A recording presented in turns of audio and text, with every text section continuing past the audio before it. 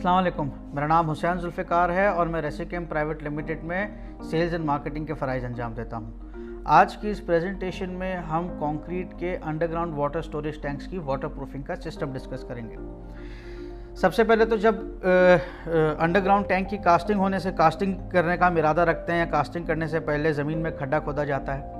उस खड्डा खोदने के बाद उस खड्डे की ज़मीन की कॉम्पैक्शन होती है, स्टोन सॉइलिंग होती है और सबसे ज़्यादा ज़रूरी जो हम पिछली प्रेजेंटेशन में जहाँ पे हमने बेसमेंट की वाटर प्रूफिंग डिस्कस की थी, हमने कहा था कि कांस्टेंट प्रॉपर ज़मीन की डी वाटरिंग होना बहुत ज़रूरी है इन केस अगर हमारी ज़मीन का वाटर टेबल बहुत ज़्यादा हाई है। तो अगर हाई नहीं भी और जहाँ पे थोड़ा बहुत पानी आ भी रहा होता है ज़मीन पे, ज़मीन की dewatering time to time करना बहुत ज़रूरी है ताकि नीचे का जो हमारा खड्डा है वो ड्राई रहे। एक दफ़ा हमारी स्टोन सॉइलिंग हो जाए और कांस्टेंट हमारी डी वाटरिंग चल रही हो, सबसे पहला स्टेप होता है उसकी लीन कंक्रीट करना स्टोन सॉइलिंग के ऊपर। स्टोन सॉइलिंग की लीन कंक्रीट होने के बाद हम लीन कंक्रीट के ऊपर वाटर गार्ड 491 की कोटिंग रेकमेंड करते हैं। वाटर गार्ड 491 की कोटिंग एक दफ़ा लीन कंक्रीट के ऊपर हो जाए तो फिर हम दोबारा रेकमेंड करते हैं कि लीन कंक्रीट के ऊपर जो 491 की कोटिंग हुई उसके ऊपर दोबारा लीन कंक्रीट कर दी जाए। इसकी वजह यह है कि नॉर्मली लीन कंक्रीट के अंदर जो राफ्ट और रिटेनिंग वॉल होती है अंडरग्राउंड टैंक की, उसका सरिया भी रखा जाता है और मुख्तलिफ एक्टिविटीज़ होती है और ऐसी एक्टिविटीज़ के दौरान जो कोटिंग का मटीरियल होता है वो डैमेज होने के चांसेस होते हैं। तो ताकि कोटिंग हमारी डैमेज ना हो और प्रॉपरली फंक्शनिंग करती रहे तो हम कहते हैं कि इस कोटिंग को जो है कॉल्ड लीन कंक्रीट से सैंडविच कर दिया जाए। अब जब हमने एक दफ़ा अपना सरिया बांध लिया और शटरिंग कर ली तो कंक्रीट के अंदर हम मैक्स फ्लो इंटेग्रा 3 पाउडर्ड जो कि crystalline integral water proofing admixture है वो डालना हम रेकमेंड करते हैं। ये कंक्रीट की परमिएबिलिटी को काफ़ी हद तक रिड्यूस करता है।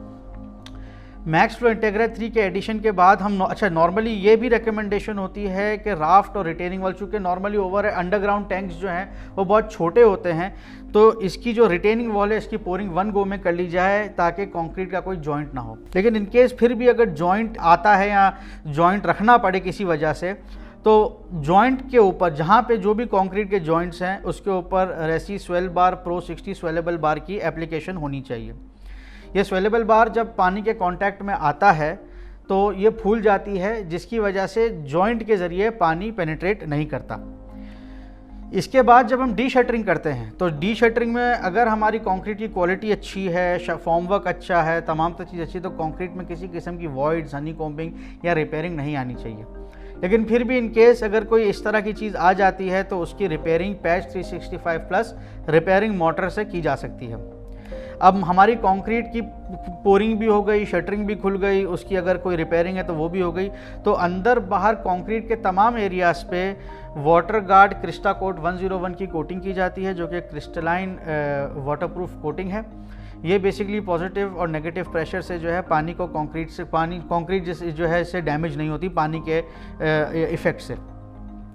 फर्दर मोर जहाँ पे भी हमारे पास राफ्ट और रिटेनिंग वॉल के जॉइंट्स हैं, जो हमारे इनकेस अगर लीन कंक्रीट और राफ्ट के दरमियान को 90 डिग्री का एंगल है, अंदर से अंडरग्राउंड टैंक में जो नीचे अंदर की तरफ जितने भी बेस पे हमारे 90 डिग्री के एंगल्स हैं, दीवारों पे जितने भी हमारे एंगल्स हैं, उन सब पे जो है पैच 365 प्लस से चेम्फर या गोला बनता है, जिससे बेसिकली पूरी की पूरी जो अंडरग्राउंड टैंक है उसमें किसी किस्म का शार्प 90 डिग्री का जो एंगल है वो नहीं रहता।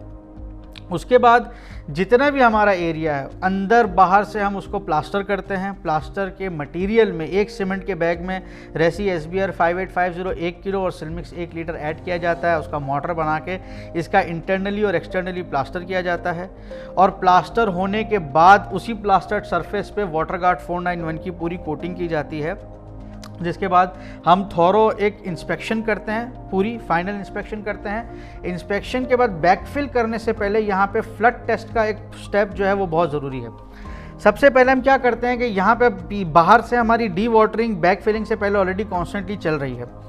अंदर से हम पूरे के पूरे अंडरग्राउंड टैंक में पहले पूरा पानी भरते हैं, उसको 72 घंटे तक, और मॉनिटर करते हैं कि बाहर से जो है किसी किस्म की लीकेज तो नहीं आ रही हमारे अंडरग्राउंड टैंक में। याद रहे यहाँ पे अभी बैकफिलिंग नहीं हुई।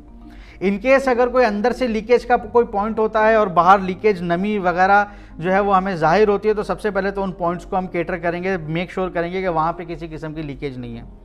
उसके बाद यही अंडरग्राउंड टैंक का पानी खाली करके बाहर से जो है हम डी वाटरिंग जो है वो करना बंद कर देते, ताकि हमारे जितने भी बाहर के पिट्स है वहाँ पे थोड़ा थोड़ा करके पानी भरना शुरू हो जाए, ताकि हम ये भी चेक कर ले कि बाहर से कोई पानी अंदर की तरफ तो नहीं पेनिट्रेट कर रहा।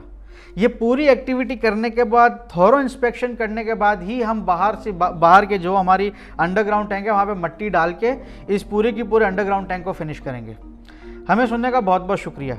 हमारे लायक कोई भी सवाल हो आप नीचे कमेंट सेक्शन में हमसे पूछ सकते हैं। हमारे मुख्तलिफ सोशल मीडिया के चैनल्स को लाइक कीजिएगा, सब्सक्राइब कीजिएगा। स्क्रीन पे दिए हुए कॉन्टैक्ट डिटेल्स पे आप हमसे रब्ता कर सकते हैं। हमें सुनने का बहुत बहुत शुक्रिया। अस्सलाम वालेकुम and thank you very much.